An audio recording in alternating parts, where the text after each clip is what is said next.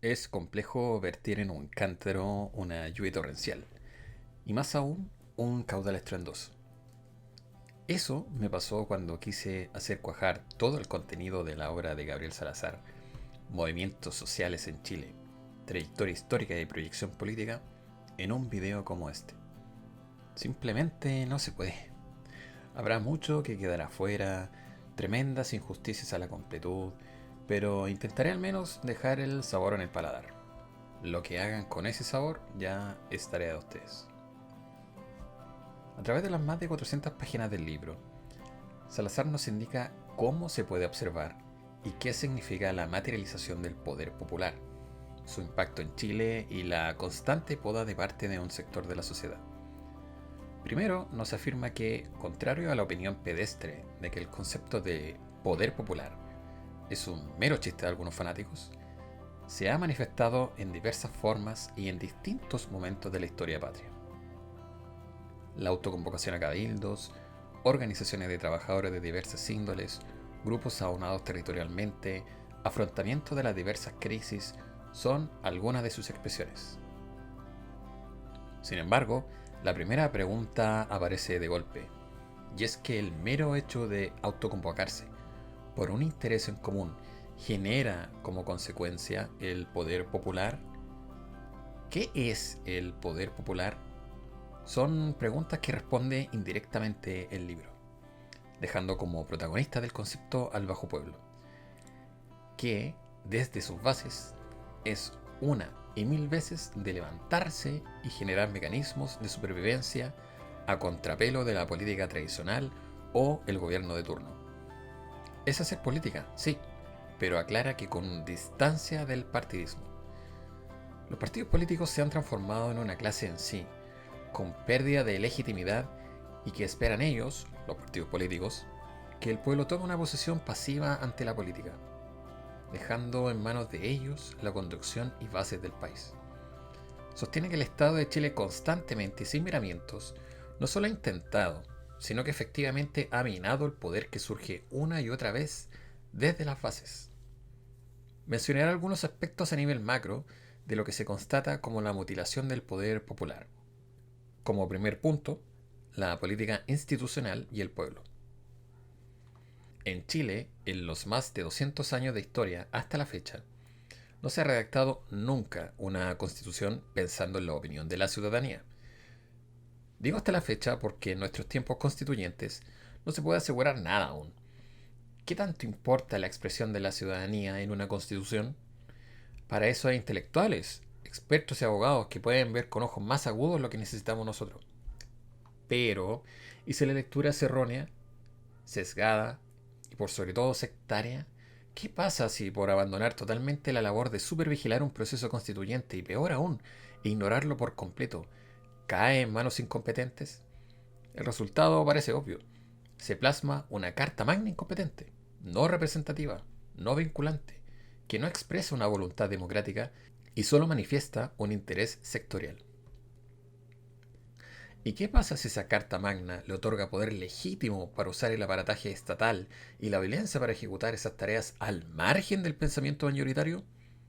Bueno, hay algo peor que todo eso. Y es muy básico. Que ni siquiera pregunten tu opinión al hacerla. Y así ha sucedido en la Constitución de 1833, en la de 1925 y, por supuesto, en la de 1980. En las dos primeras, organizaciones desde sus bases intentaron proponer temas de interés basados en la realidad palpable e incluso hubo una promesa de escuchar y atender esas voces por allá en 1925. Pero nunca se consideró al grueso de la población, quedó en nada al final. Menos aún en la actual constitución, escrita de espaldas al sentir ciudadano y evangelizando a la gente con este enfermizo amor hacia esta Carta Magna. Las tres encontraron los mecanismos para acallar a los disidentes, para concentrar el poder en la oligarquía chilena y para poner trabas a cualquier revoltoso que aparezca con ideas nuevas.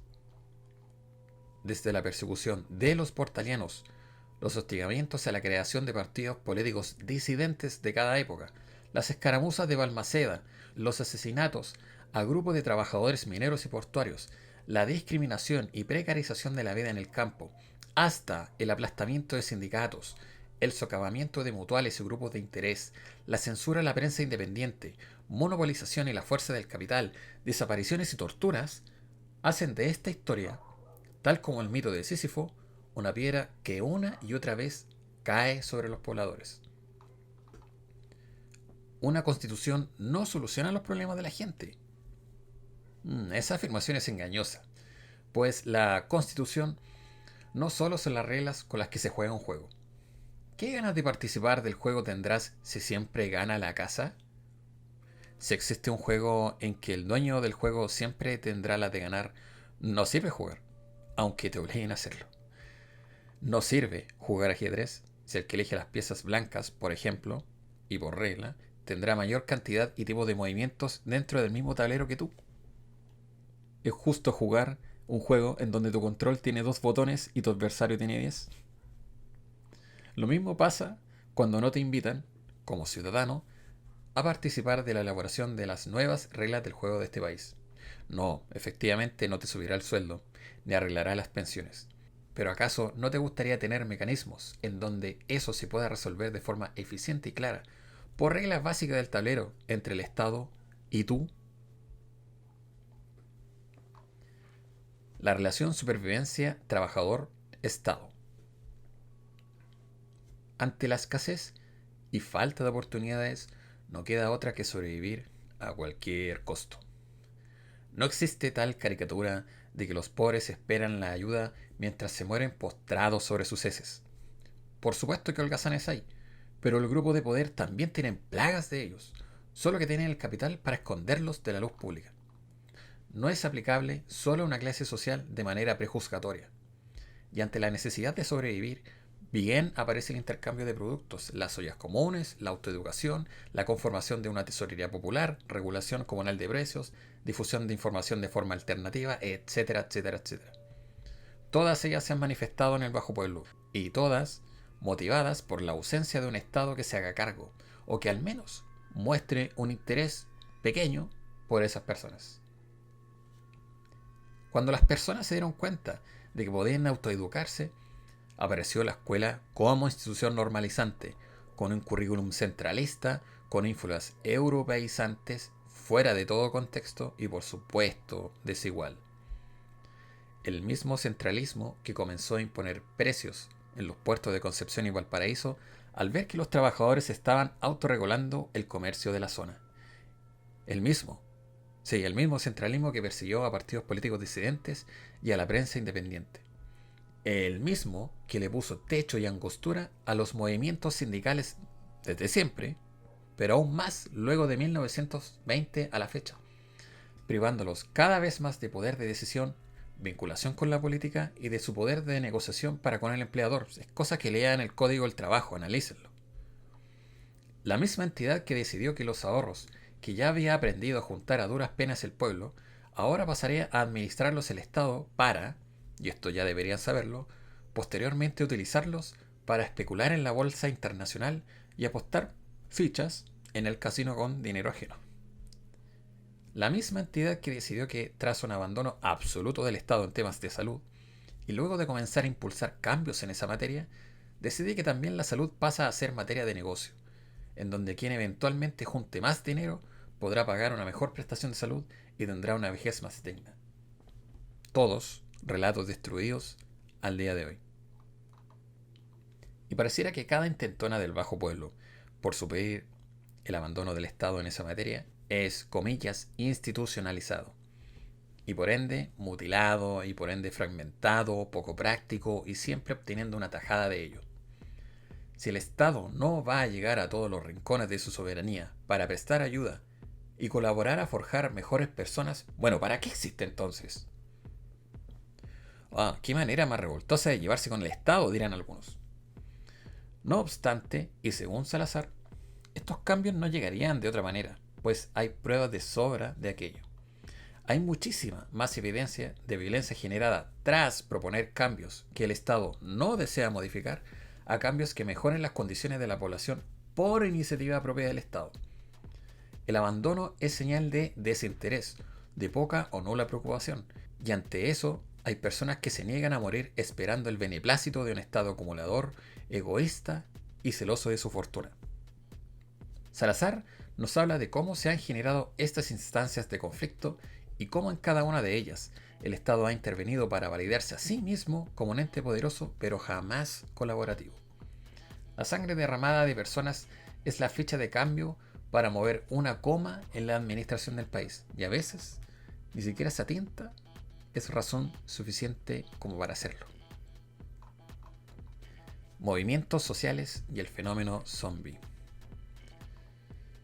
Van a faltar gobiernos hacia adelante para agotar la falsa premisa de que los movimientos y protesta social no son sino el resultado de la lobotomía de algunos partidos políticos sobre un pueblo ignorante que como ratón al queso cae seducido por utopías que ni ellos mismos entienden ni se creen, pero que son hermosas tonadas al pabellón auricular de quien las escucha. Es por el crecimiento y la altanería de esa falsa hipótesis que algunos se pretenden como los representantes de la ciudadanía y esbozan discursos con el prefijo lo que los chilenos realmente quieren o los problemas reales de la gente para, inmediatamente después, introducir sus propias ideas tomando como aval al pueblo recién interpelado. Pero esa es una estrategia de recetario por los oradores y no tiene relación con la masa protestante, sino que con lo maquiavélicas de las personas que emplean esas palabras sin que sean un real reflejo directo de las peticiones de la gente. En ese apartado, Salazar se toma la molestia de teorizar respecto a la comparativa entre movimiento de masas, más inclinado a tener que seguir a un caudillo, y el movimiento social, más autónomo y separado de los intereses puramente políticos, y cómo ha ido evolucionando la idea de esa masa ignota, no pensante, a un colectivo demandante, cansado de esperar, que no responde a una ideología, sino que la carencia y el desbalance los impulsa a exponerse ante el brazo armado de cada Estado en todo el planeta. De que la justificación de que quienes salen a las calles son vándalos está deprecada hace mucho por intelectuales de todo el orbe, y que los participantes no son marionetas partidistas. Salazar casi no menciona la participación de partidarios de partidos políticos o directamente a los partidos políticos en los movimientos sociales en Chile, lo que me parece una pequeña deuda, no por error, sino que por falta de piezas como para analizar el mapa completo del clima político en un espacio-tiempo determinado. Los partidos políticos tienen injerencia en este país, lo queramos o no, y analizar cómo se permean entre la población para generar cambios o modificaciones en el pensamiento de estos para impulsarlos o no a hacer actividades o la capacidad de convocatoria para ciertas consignas es un nicho sociohistórico muy interesante de analizar. Analizar a las personas en varias áreas de la sociedad siempre entrega un mapa más acabado de la situación. Esto no significa que no lo haya hecho Salazar en otras áreas. Nos expone quiénes suelen participar en estos movimientos, quiénes estuvieron a la cabeza en los momentos álgidos, qué porcentajes etarios, de género y de tipo de empleo se congregaban a determinada causa. Finalmente, el libro nos confiesa una serie de elementos clave que debería tener una nueva y, según Salazar, necesaria Carta Magna que suceda y extinga a la elaborada en la dictadura cívico-militar en los 80. Todo esto allá lejos en el 2012, a casi 8 años de la revuelta social de octubre del año pasado. Entre otros, la relación fraternal entre los estados latinoamericanos, pero en serio, fraternal, el reconocimiento de los pueblos indígenas, el empoderamiento de los municipios, creación de un nuevo código del trabajo, nacionalización de los recursos naturales, entre otros. Son palabras al cierre de un libro que en materia de análisis y reconstrucción de un tejido social del bajo pueblo en su relación asimétrica con el Estado, no es menos que una obligación en leerlo y tenerlo como referencia rápida para cualquier ciudadano afín a estos tópicos. Y bueno, el comentario y reflexión del libro llega a su fin. Pido nuevamente las disculpas por no abarcar la totalidad del texto y, por supuesto, quedan totalmente invitados a leerlo. Sin más que decir, solo gracias por tu tiempo. Soy José Luis y esto fue Encodificador.